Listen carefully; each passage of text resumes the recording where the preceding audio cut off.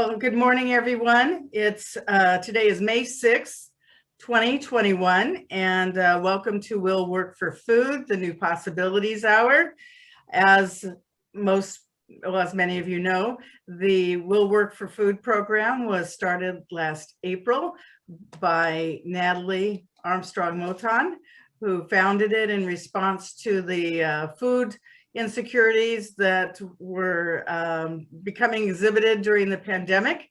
And then Jeff Kachavin joined the program, and this started these Thursday mornings with that. And then here we go. I was honored to join in January as one of the co-moderators. So in any event, Will Work for Food is just ask that you donate to either the food bank of the person who is speaking or to a local food bank, and it's off and running. And what a difference in the world all of you and those who've attended these every single week since last April have made. So that's fantastic. Jeff, do you want to tell us what our number is today? Absolutely, Jean. Thank you so much. Our audiences in the mediation, the alternative dispute resolution, and litigation communities have been so very generous, contributing to help fight food insecurity. Our running total so far is $104,045. That provides well over 1 million meals to people with food insecurity, not only in the United States, but all around the world. Thank you all so much for your generosity. Jean, back to you. Thanks, Jeff. That is just so fantastic. It's amazing what a difference one person can make, isn't it? And today our speaker is Marc Harwell, a mediator from Chattanooga, Tennessee. And I'll tell you a little bit about Marc. And when you talk about a person making a difference, he too had a similar idea, and as Natalie, about the need for food. And he will tell us a little bit about it. But starting May 8th of 2020, during the pandemic, he founded something called the Partnership in Chattanooga, Tennessee. And with others, then they deliver restaurants who donate meals, dinners every Friday night to families, children, and adults who are in homeless shelters, victims of domestic violence. I'll let Marc explain a little bit more about it. But as of last Friday, if you follow him on LinkedIn, they had served dinners to 1,809 people. So, you know, these are just small little things in the puddles of life that the ripples just go out. So that's so fantastic, Marc. It's an absolute pleasure to have you here today.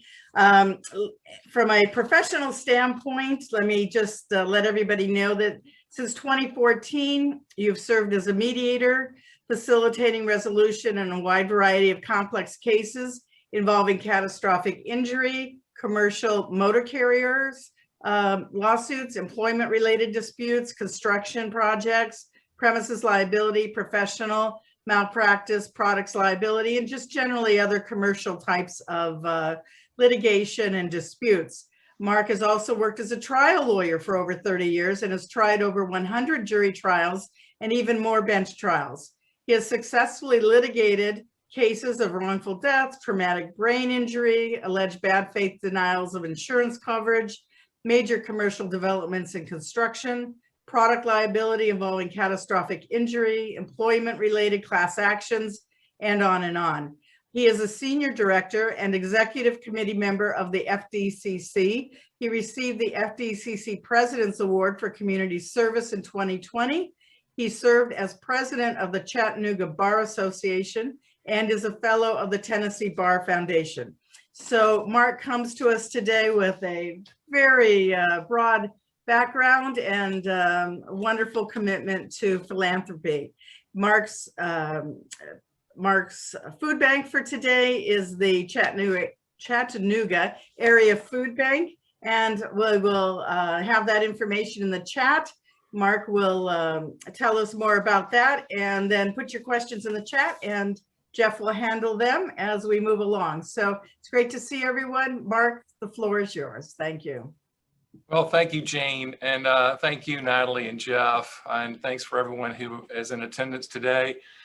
Can we get some thumbs up and clapping for Natalie to celebrate her wonderful effort to feed those suffering and in need? Well done, Natalie.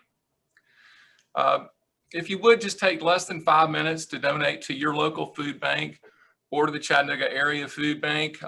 Natalie has posted the link to the Chattanooga Area Food Bank if you want to donate to my local area, which services 20 counties in Tennessee and Georgia and feeds or provides nourishment to around 200,000 people suffering from hunger. Jane mentioned something that I started in May of 2020. And interestingly, Natalie and I must be thinking on the same page because we started our campaigns around the same time. A tornado had swept through Chattanooga in April and had devastated the area, putting people out of shelter. My wife and I had been quarantined for a solid month for reasons I won't get into. Feeling kind of low and blue about myself, and decided, what can I do to make others feel better rather than thinking about myself? So I thought, well, who is the lowest down in terms of lack of support? And I thought, well, if you're suffering from domestic violence or you've been displaced from your home by a tornado, hard to get worse than that. So I reached out to 2 local restaurants, and we have been serving professionally prepared meals every Friday evening to the victims of domestic violence and those temporarily displaced and who are located at a temporary shelter known as the Partnership. And we provided over 1,800 meals, and we'll go into our 51st week tomorrow. So if you're have any interest in that campaign, check me out at www.harwelllawgroup.com. So thank you for that. So I'm not here to preach, and I'm not here to teach. Through the chat feature, I hope that you'll share your insight into the 12 points that I intend to make with you over the course of this hour. If you have a way of framing a question or dealing with a matter in a particularly useful way, please share it with us via the chat feature. I would love to be able to go back through the chat and see your insight and wisdom into ways to bring people out, to reach true dialogue and effectuate good results. So I don't claim to have all the answers today. I just hope that what I bring to the fore fosters a good, healthy discussion via chat, and hopefully we have some time toward the end of the program to actually talk. So let me share my screen.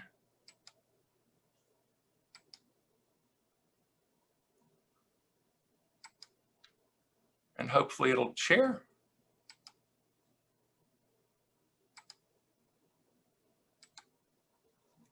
Can y'all see that? No.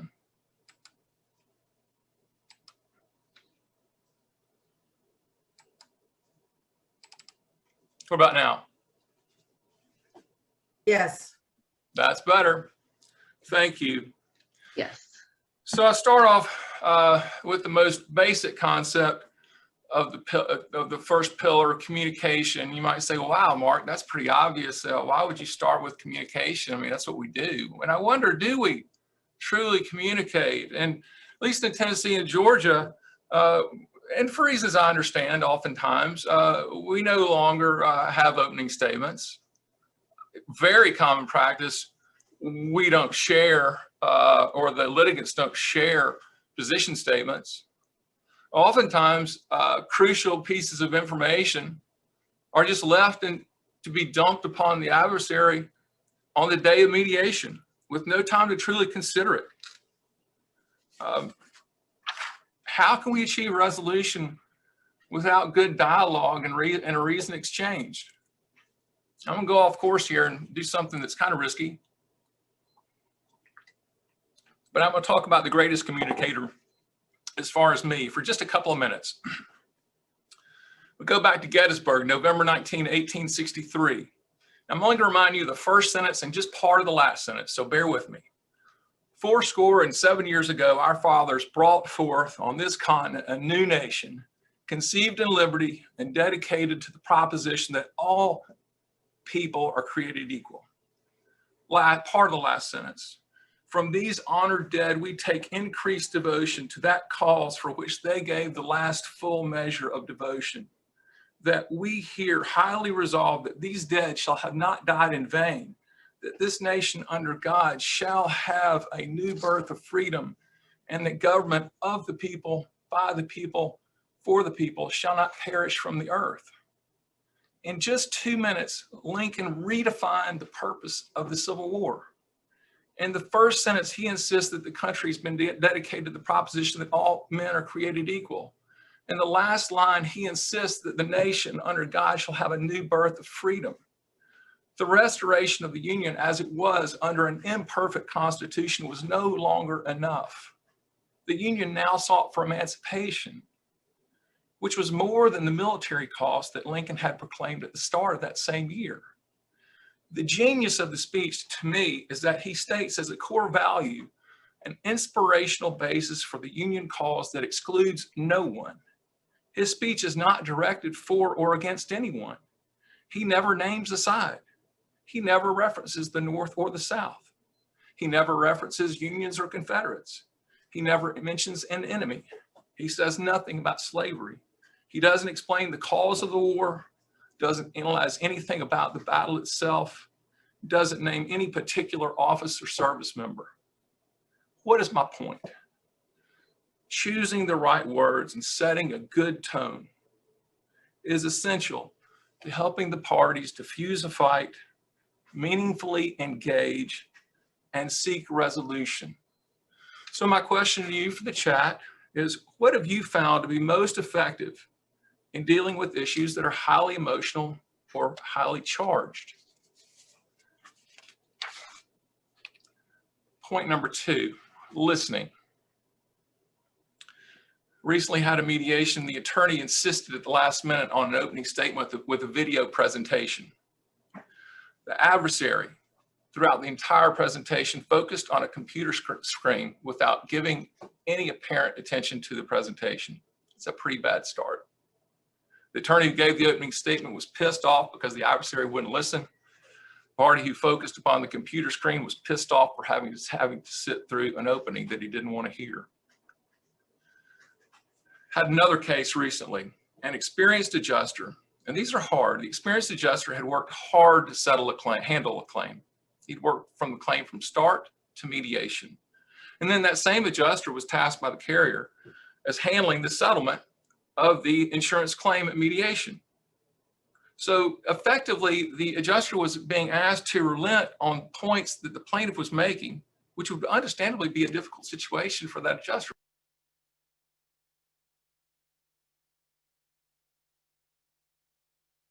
How long have I been muted? Okay. Just a few you've seconds. been fine. All right.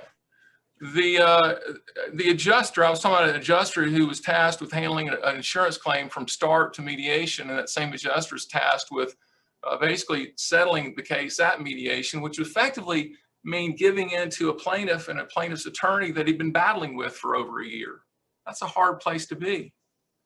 When we try to change a person's mind, our first, at least my first impulse had been to preach about why I'm right. I'm an advocate, first, back in the day.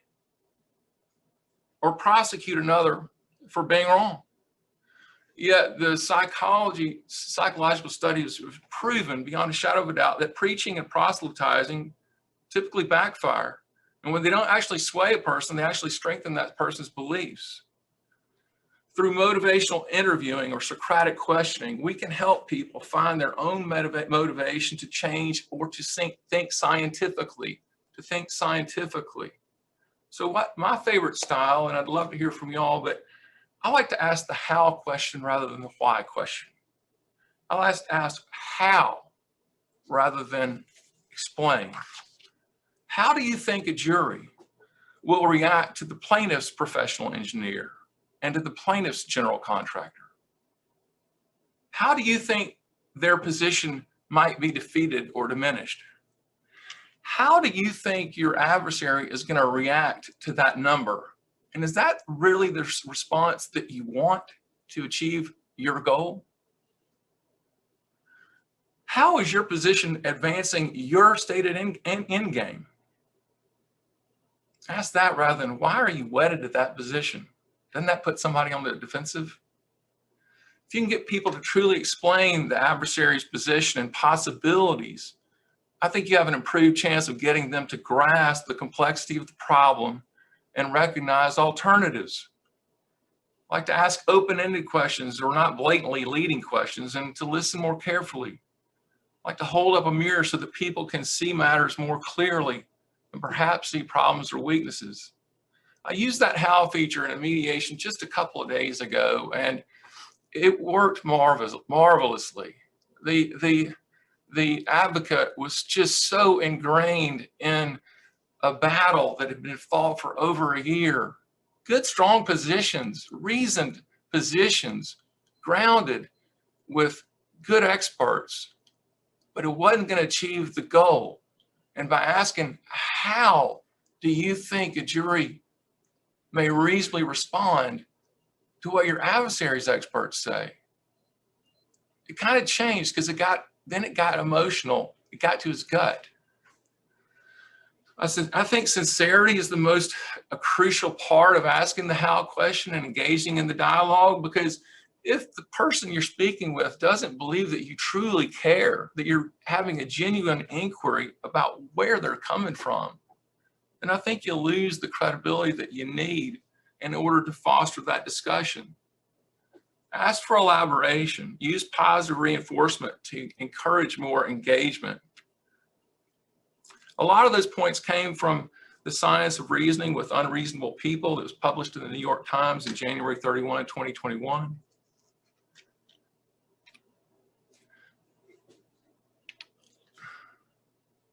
Next point, timing. Timing is everything. I'll tell you a story. At around 4 o'clock in the morning in March a few years ago, a trauma nurse at a local hospital left the ER for her home. The chief trauma surgeon had nicknamed her Mother Teresa. I was appalled when I first heard that, because that's an icon. You don't use that iconic name.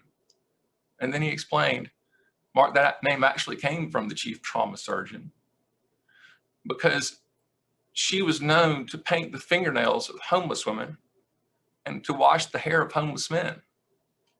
No more argument from me. 45 minutes after leaving the ER, she returned to the ER on a stretcher after having run into a dropped metal box on the highway in the dark of the night. She died on the operating table and left 5 children and a loving husband. Her wrongful death case settled, or claim settled, several months before the anniversary of her death. Were depositions needed to get it settled? Not in that case. Liability was clear, and the attorneys were working at a really, really high level. The stage was properly set for an early resolution because of the way that both sides handled the case. There was a free exchange of information. There were sincere apologies. There were voluntary payment of funeral expenses without any strings, without being asked to do so, and so on. So every case is different, but we all have to ask ourselves, what are the nuances of this case, and what do I need? Do I need time? Where are they in the 5 stages of grief? Has there been enough time pass? How much needs to be done in order to truly evaluate the case and fairly evaluate the case? Never forget being criticized, trying to get to an early mediation as an advocate. And I was told by the mediator that the plaintiff didn't appreciate me because I hadn't taken the time to take their depositions.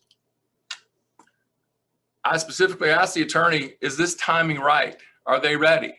Do we need to go through discovery? No, Mark. It's just an example of, I don't think you can talk enough to counsel to find out, where are your clients? Are they ready? What do we need to done? And what do we need to arm the mediator with so that he or she can be an effective mediator?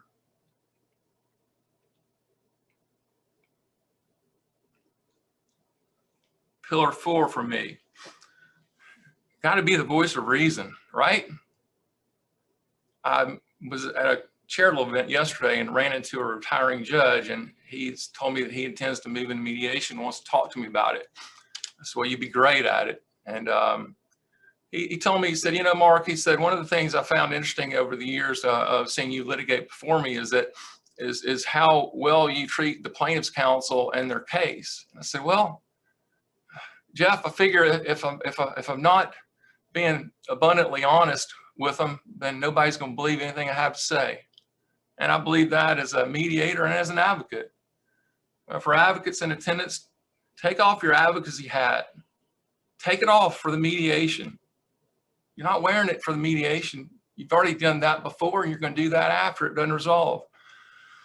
According to a Wharton professor, Adam Grant, he says there are 4 modes of thinking, and I think he might be right. He says there's the preacher, the prosecutor, the politician, and the scientist. The preacher. When we're in preacher mode, we're convinced we're right. Fine. When we're in prosecutor mode, we're trying to prove someone else is wrong. When we're the politician, we're trying to win approval. When we're the scientist, when we're thinking like a scientist, you favor humility over pride and curiosity over conviction. Grant explained, you look for reasons why you might be wrong, not just reasons why you might be right. As a mediator, don't we have to get the parties to see how they might be wrong or not exactly right?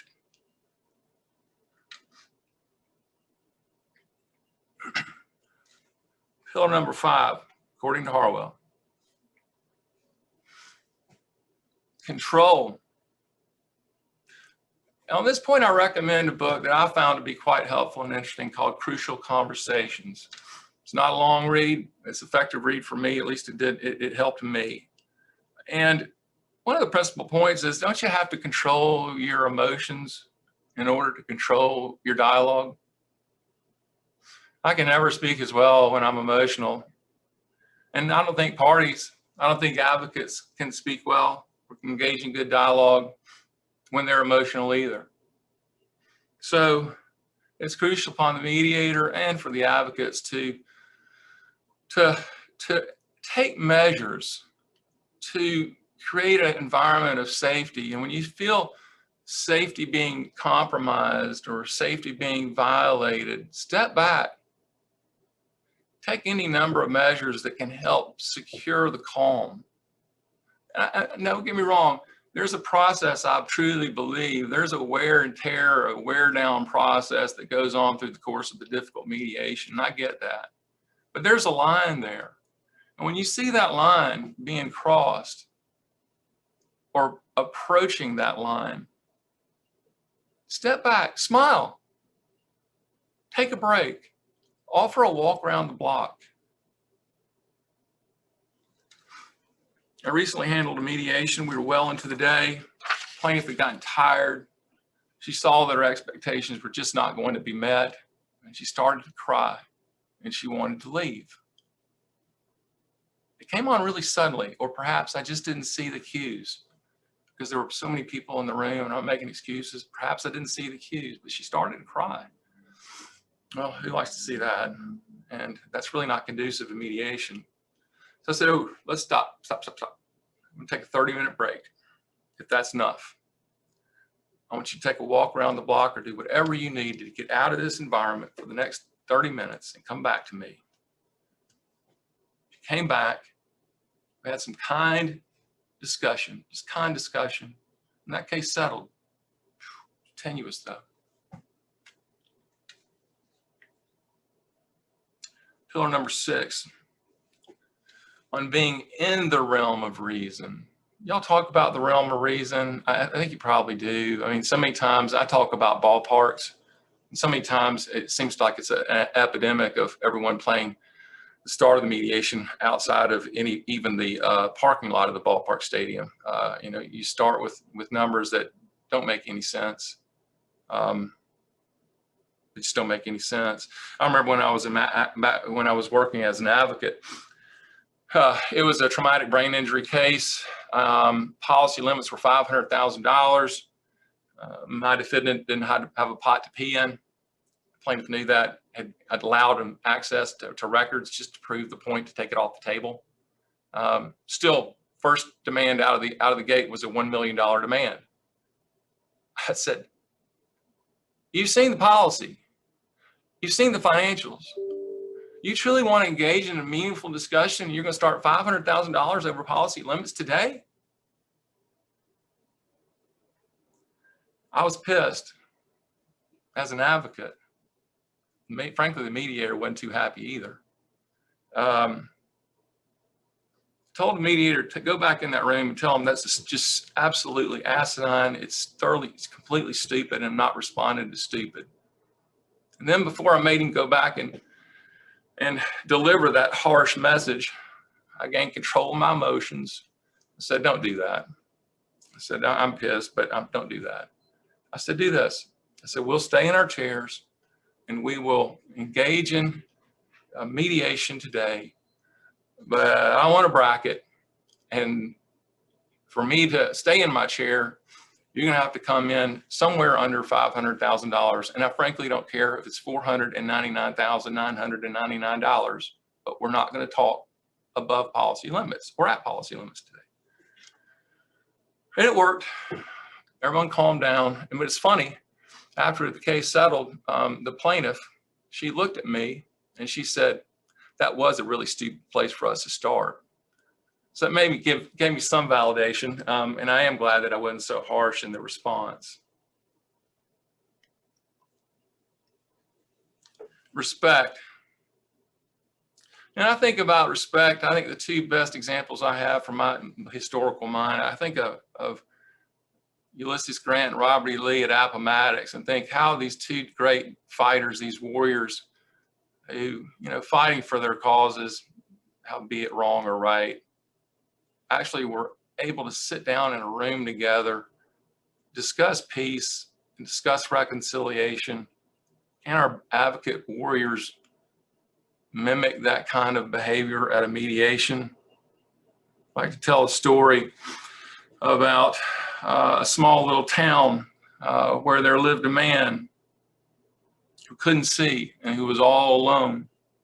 He was blind, yet he carried a lamp with him whenever he went out at night.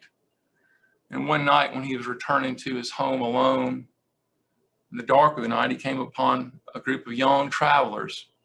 He saw a blind man carrying a lamp and started making fun of him, saying, "Stupid old man, why are you blind yet carrying a lamp?" He said, "Well, I am blind, but I carry this lamp so that you can see me and not do me harm." What's my point of that little parable? Be careful before you judge others. Try to be polite when you're in the context, at least of a mediation. Try to see the other person's point of view. Fair enough? Fair enough? Number 8. Be flexible. Try to be innovative. Circumstances change, don't they? Until you try it. And even during trial, circumstances change. A few weeks ago, I mediated a construction and insurance coverage case. And the defense had a general counsel who was well respected in that small town where the case would be tried. And the defense was understandably impressed and even enthusiastic about the testimony they expected to get from that general counsel. You know what happened at mediation? Plaintiff's attorney, who's a pretty high-powered lawyer in that small town, disclosed that the GC was now his client. My, how things change. I recently mediated a traumatic brain injury case, which was, I think I had tried so many of them as an advocate. So when I saw that the defense advocates were having a difficult time evaluating this TBI case, I understood.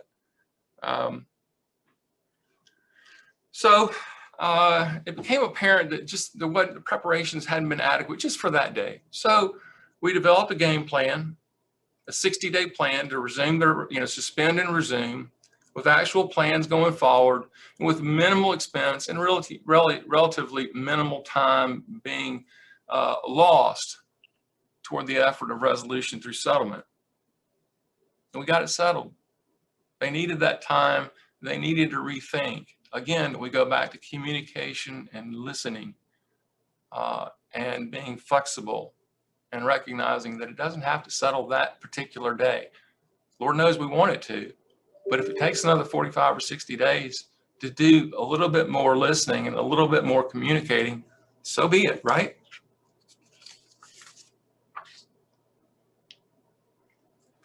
This is obvious, but I can't really have this presentation in good conscience and not at least talk about this element, right? Especially when we're talking about 12 pillars of mediation that y'all are so enthralled in knowing, right?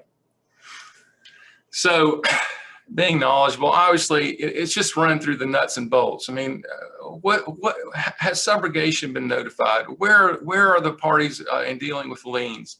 Are there third parties that have been brought into litigation that need to be brought into litigation? Are there excess carriers truly involved, and have they been adequately notified? All the legal issues wrapped up, tidied up, or what do we need to talk through at the mediation to get on point, to get on page? You know, the most frustrating mediation I've ever attended as an advocate involved a construction an insurance coverage case. This is years ago, and I can't even remember what the stupid insurance principle was, but it was so basic. And adversary and the mediator, who obviously will go unnamed, wasted 3 hours of time talking about the most basic insurance principle, completely off base, completely wrong. It's a summary judgment issue, like bang the gavel without any discussion, really. 3 hours to talk about that, and they no intimation at all that something that obvious was going to be such a factor. Killed the mediation. And my client were so incensed I couldn't get them calmed down because they felt like they'd lost so much time and wasted so much time. I was a little taken back because I was surprised that we were wasting so much time and talking about such a basic point. But I guess the point of that is, again, we go back to communication, and that's just an example, I guess, where either I failed or somebody failed, but it could have been handled a lot better. This is one I don't see often enough as a mediator, and I wish I would see it more often. Is I think sometimes, and I've probably been victim of it too, you know, you fight as an advocate. You fight. And it's hard to take off that hat when you walk in the mediation room, and all of a sudden you have to start listening, empathizing, thinking, conceding, recognizing, sharing. But if there's time to be candid with your adversary, if there's time to work together, Lord knows, shouldn't they do that? Shouldn't we as mediators encourage that kind of candid exchange? I mean, how can you two work to get this medical expense lien holder, how can you work to get that resolved, or this worker compensation lien resolved? Once you work together, isn't it in your best interest? Why have you not done this yet? Can we not get through that now? So I think being candid is part of this whole communication spectrum, and it's about the engaging in true dialogue. And number 11, I'm being realistic. I said every offer. I'm going to take that back. I think most offers and most demands should be grounded in some tie to reality to the extent that it reasonably can be, right? I mean, where is this number coming from? You say $400,000, but how do you get there? Will you help me understand how you get there? Or why are you stuck at $60,000? How, and again, I'm talking to y'all today. I would ask the how question, not the why question. How do you get there? And how do you think a jury will recognize the proof of your opponent in respect to that particular point? When I said that, but I do like it when demands and offers are linked to understandable elements of the damages and understandable elements of the liability spectrum. The only reason I said I'll take it back on every is, I think if you're dealing with somebody who's super technical, who seems to gravitate to 1 foot above the ground, 2 feet above the ground, and then I think that take it back, because the case isn't going to be tried 1 foot above the ground or 2 feet above the ground. The jury's not going to listen to that kind of detail. Case isn't going to be tried. If it is tried that way, God bless you.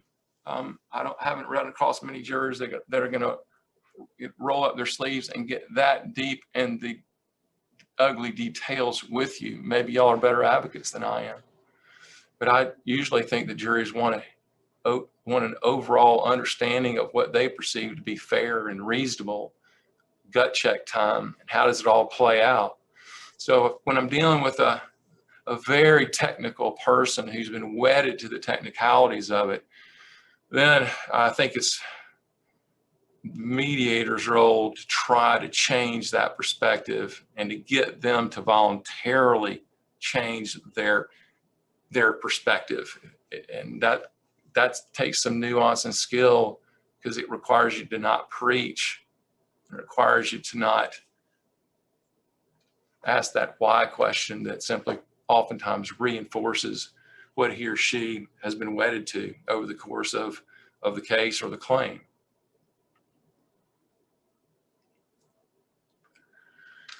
And who wants to hang out with a person who's always the smartest person in the room? Not me. Anybody on the screen nodding their head they want to be with that person? Right?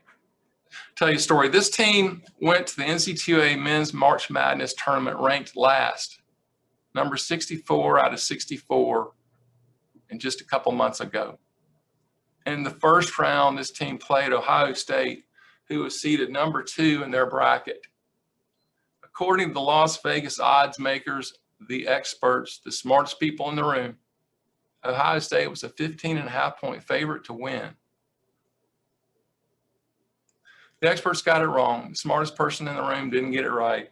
Oral Roberts went on to beat Ohio State in overtime and went on to win the second round against Florida, who was number 7 seed.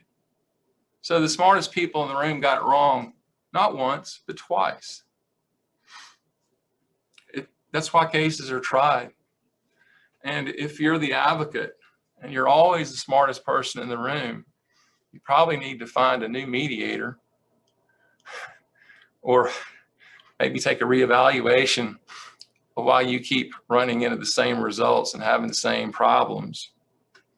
I'll end with a little story about a doctor, a lawyer, a priest, and a little boy who were out on a Sunday afternoon flight in a small private plane. And the plane developed engine trouble all of a sudden. And despite the best efforts of the pilot, the plane started to fail. It was going down. Worst pilot in the history of the world. He didn't stay with the ship. He grabbed a parachute and jumped out. Encouraged everybody, the priest, the doctor, the boy, and the lawyer to take a chute and jump. Problem was, there were only 3 chutes. Well, the doctor grabbed one of the chutes and jumped out. When as he left, he says, "I'm a doctor, I save lives, so I have to go." The lawyer, he grabs a bag and he says, "I'm a lawyer. Lawyers are the smartest people in the world, and I don't deserve to die today." The priest looks at this little boy. He said, "I've lived a long and good life. Yours is just getting started. You take the chute." The little boy looks at the priest. He said, "The smartest person in the world just jumped out with my backpack." So I'll end on that note. I know that I'm maybe a few minutes ahead of time, but also wanted some time because I'm not, by any stretch of the imagination, the smartest person on this call. Not even close. I don't think I can teach Jean Lawler anything in the world. I might be able to share something with her and learn from her, and I might impart something to her that she'd value, but I'd rather get back into the discussion and see what y'all want to talk about with me. Oh, Mark, thank you so much. I have learned so much from you. In fact, I wrote down how questions, and I'm going to make that front and center and first out of my mouth on many more occasions than they have been in the past. So thank you for everything. Good job. It's a thrill. So we may as well, how about if I turn it over to you, Jeff, then, and we can go to the questions. And thank you so much for everyone for your generosity. I see people putting amounts in the chat and all. That's great. Whatever it is you want. And let's get back to Mark. So Jeff? Yes, Mark, thank you so much. A most informative and insightful, really deep presentation. Thank you very much.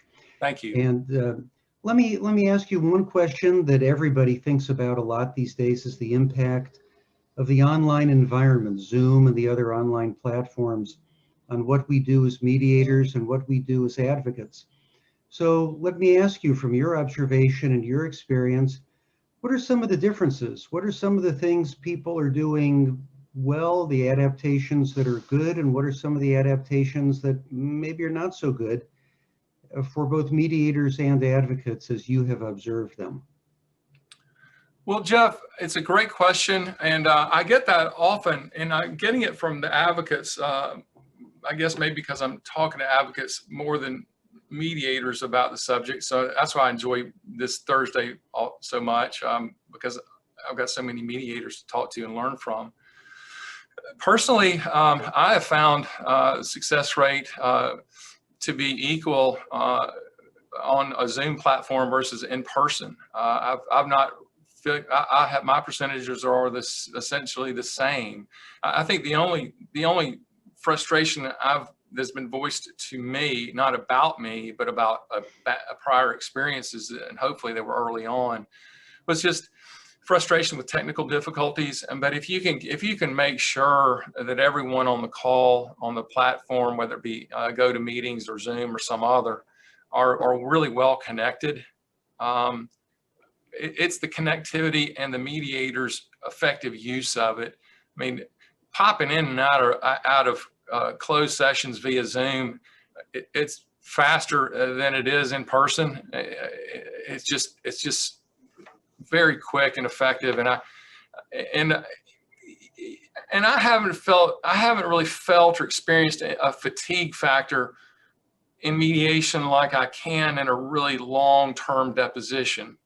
I don't know what the difference is, and I don't know if I'd like to hear from others if they've experienced a similar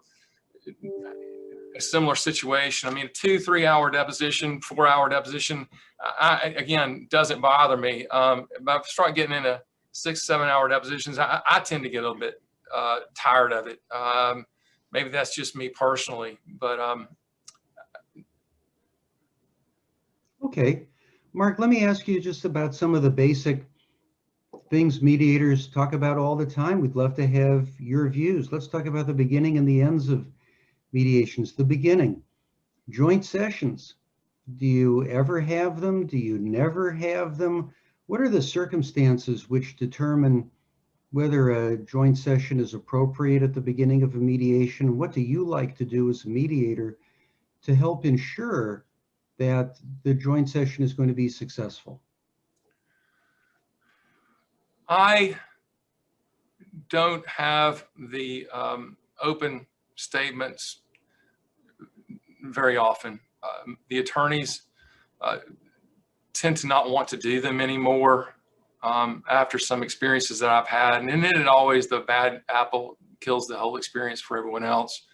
But I've just had some attorneys that just couldn't take off their advocacy hat, forgot where they were and what their objective was. And then you're calling somebody down. That's not a good way to start. So in a few situations, I think that they're important. If it's a highly charged emotional case with clear liability and the defense simply wants to meet and sincerely apologize, express condolences. I mean, I had an adjuster break down in tears when she met the wife of the decedent. It was just absolutely genuine. Hell, it made this 32-year lawyer tear up. I thought I was going to cry. It was I hate to say it was effective because that sounds like it was just a mercenary, but it was true and it was real. And she really wanted to meet that mother. She's a mother, she's a wife. She wanted to meet her and just say, I'm so sorry for what happened. A company didn't intend for that to happen. We want to do what we can to make it right today. That kind of thing is always, if it's sincere and it's real, it works. But, if you have something like that and you have anybody that wants to put their adversary hat on and engage, and that's just fire and water, it blows up and it's terrible. So that moving moment, Mark, was that in person or was that on an online platform? it was in person. And again, I think it set, the tone had been being set all along. That was just kind of that was the final thing that really needed to be done, really, for both parties. And that's why it was so successful, because I think the plaintiff's, the wife needed to hear that. The decedent's wife needed to hear that. And the client representative truly wanted to voice it. And I would never stand in the way of that kind of good emotion. That's good exchange. That's good emotional dialogue. And do you think that can be replicated in an online platform? Would it come across the same? That's a great point, Jeff. And I've not had occasion to experience that. So I'm going to say I don't know. I have some thoughts on it, because since I have a good experience with this platform, and I can look people in the eyes and I can see a lot of mannerisms, where your shoulders are, where you're, whether you're, are you like this? I can see if you're back. I can see a lot. You can see a lot, and so I think you can read a lot. Is it close as in personal? Of course not. But the more we get used to this platform, and I think we're all very used to it, I think we recognize the opportunities that it provides, and we can see the limitations. And I would think that if you if I were to put those two on a screen right now and they had it, would it be as effective? No. Probably can't see the tears as well. Can't see the blushing, the redness in the face, the shaking, probably can't see that as well. But if it's all you got and it's going to be real and it's going to offer up good dialogue and it's the best you got, then I'd say go with it. Jean? Jeff, if I might interject, I had that situation happen on a Zoom mediation. It was an auto accident case, and the one side was debating about whether just to take the uninsured motorist coverage or not, or go after personally the other person who hit them. And there had been the loss of a child, and it was heartbreaking. And a husband and wife on one side and then a family on the other side. And I was able to bring them together into the same Zoom room. We went back and forth a few times, but I brought them back and they talked to each other and they were in tears. And the one wife who'd had a miscarriage after this came in, and, the other wife was, sympathetic. It still gives me goosebumps to think of that. And one of the lawyers afterwards said, wow, I've never seen anything like that. So I would say it can happen. Jean, do you think it could have happened a year ago when people were first acclimating themselves to these online platforms? Well, this was early on. I'd say this was the late spring of last year, maybe the beginning of summer. And these people had no experience doing Zoom, that's for sure. So it was not a normal thing for them. So I would say yes. Oh, that's great. Yeah. Mark, let me ask you another question that came up in my mind during your very fine presentation. Is when you don't have a joint session and people don't exchange their mediation statements, there are things that are out there for which they certainly want to get credit in the negotiation, but they seem reluctant to disclose to the other side points that will bring them more money or save them money, as the case may be. How do you encourage people to disclose things which actually might benefit them in the negotiation, but which they seem reluctant to disclose? Well, it's, engaging in just a frank discussion with the individual attorney. And it happened to me not too long ago where the attorney had done a marvelous workup with an expert and shared that wonderful workup with the expert. And I looked at it and I go, huh, I don't think this has been shared. So I called up the attorney and said, have you shared this with the adversary counsel? And he goes, no. I said, will you please now, today? And the attorney thought about it, and I explained why I thought it was so crucial to the conversation. It was. And the attorney did. And it was such a big piece of the puzzle. That was one where I had doubts that it was going to resolve given the immediacy of the upcoming mediation. And it didn't, but it didn't fail. We suspended it and we're going to resume it and hopefully get it resolved. But I think just picking up the phone and saying, I really think you should share it for the following reasons. Help me understand where you are on this. How do you think it would harm you? How do you think it would harm your position? Wouldn't it only help your position? Wouldn't it only help the discourse? If you truly believe that, and again, sincerity is everything. And that's why it's so easy to pick up the phone on that example. I was just going, this has got to be shared. This is so important to both parties getting a fair understanding about where this can go. And you try to do that before the mediation day where possible, I assume? Yeah. I mean, I got it just a few days before the mediation, and fortunately it was shared the same day. It was shared with me in response to the call. It was shared, but I think I think I'm going to say I don't know what y'all do, but I think I can do maybe a better job of trying to get counsel to understand how much time some companies need to take in information, understand information, and roundtable it, because it's going to be roundtabled. And if it's not shared, 30 or 45 days in advance, then, it's already been roundtabled.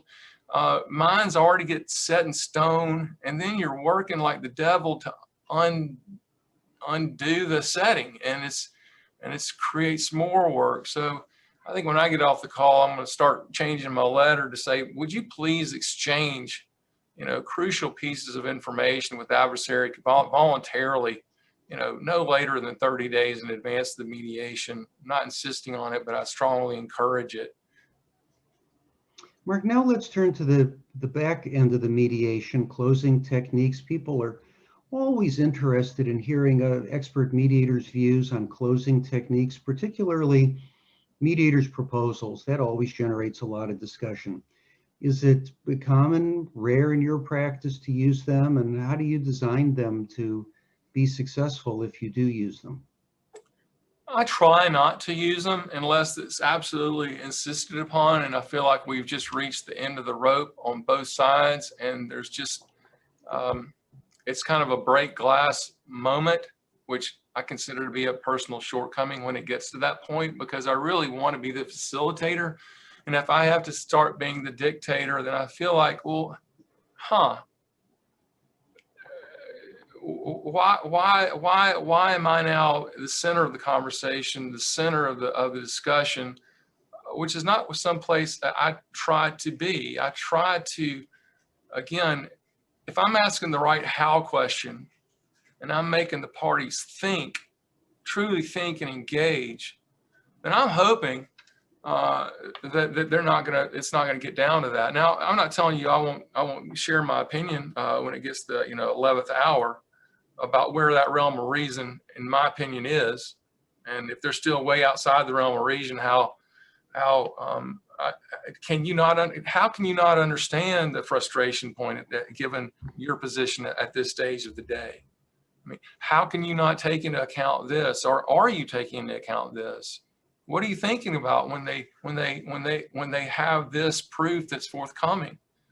So I guess in answer to your question, I like to avoid. I'll do it if push absolutely comes to shove, but it's not something I really I often do. I'd like to know what other people think in that regard.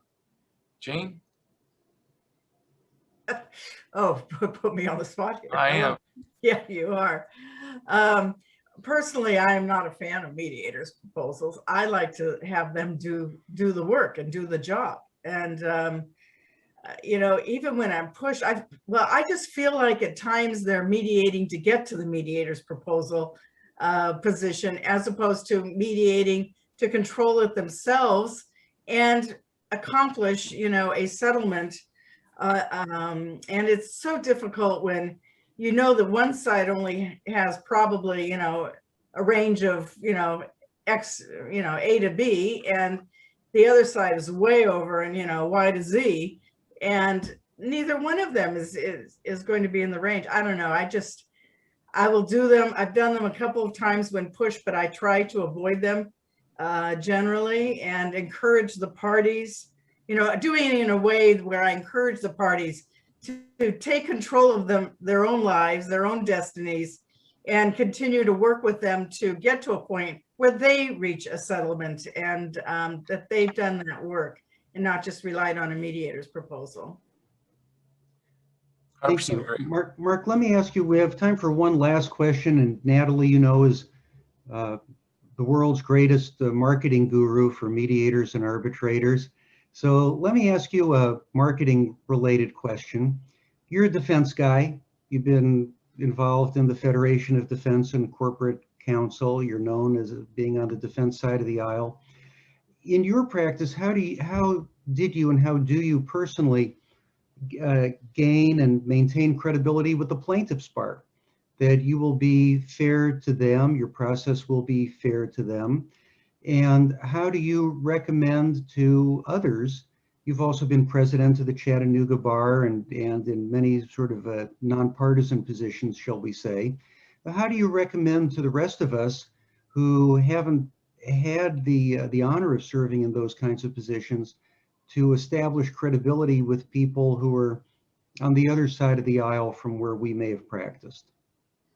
Well, Jeff, that's a great question. And since I've been really working hard to develop my mediation practice more and more and more, that was a concern of mine when I really started going full bore that way.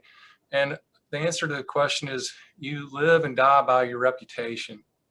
And for the young lawyers that are on the line who've been practicing a year, 2, 3 years, think long and hard about what you want your adversaries to think about you 10 years, 15, 20 years down the road. Because once you've developed your reputation, it is set in stone. It doesn't change very much. And so fortunately, Jeff, I've always treated my brethren on the other side of the V with great respect. I've fought them like hell, but it's always been at a really high level, and they've known it's, and I guess, so I had an awful wrongful death case that I was defending, and it was the plaintiff had retained counsel and across the state. The attorney didn't know, plaintiff's counsel didn't know me from Adam. Plaintiff's counsel called a local attorney who's a plaintiff attorney, and I found this out 6 months after the case settled. And he goes, "I heard you got that case settled." I go, "How did you know about that?" He goes, "I helped you get it settled." What are you talking about? He goes, "Yeah, plaintiff's counsel called me up, said that you wanted to do a mediation, and you wanted to do it without discovery, and he was really reticent to do it." And I told him, I said, "If Marc Harwell tells you it is so, then it is so. You can trust him, and I would recommend that you move forward with him." So, I've got to, somehow I've done it, but I've gotten my plaintiff brethren to trust me and know that though I'm a worthy advocate, I'm a fair advocate. And so they've accepted me as a neutral, and know that, now my reputation lives and dies by whether I maintain credibility as a neutral. And so that's heartfelt to me, and not going to be compromised in any way, shape, or form. Sound advice, and our time is just about up. Thank you, Mark. It was such a treat to meet you. You and I'd never met before. Jean, thank you so much for bringing Marc to us and for allowing me to monopolize the question and answer. So, Jean, with that, back to you. Oh, thank you. That was wonderful. And thank you, Jeff. And thank you so much, Marc. It was a pleasure. We've all learned something here today. And congratulations to you on your good work. Thank you for your good work with the feeding of the folks in Chattanooga and now around the world. So thank you, everyone. Have a wonderful week. We will see you next week. Thank you for your generosity, and please feel free to let Natalie or any of us know the amounts if you want, and we'll add it to the total. No pressure there. Thank you so much. Take care, everyone.